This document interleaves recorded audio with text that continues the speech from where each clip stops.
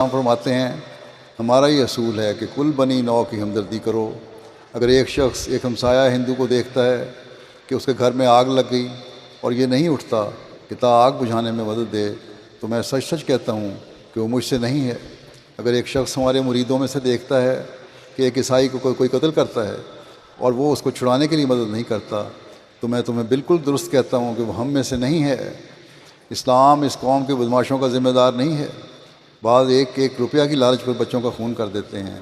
ऐसी वारदातें अक्सर नफसानी अगराज से हुआ करती हैं। और फिर बिलखुसूस हमारी जमात जो नेकी और परहेजगारी सीखने के लिए मेरे पास जमा है, वो इसलिए मेरे पास नहीं आते कि डाकुओं का काम मुझसे सीखें और अपने ईमान को बर्बाद करें।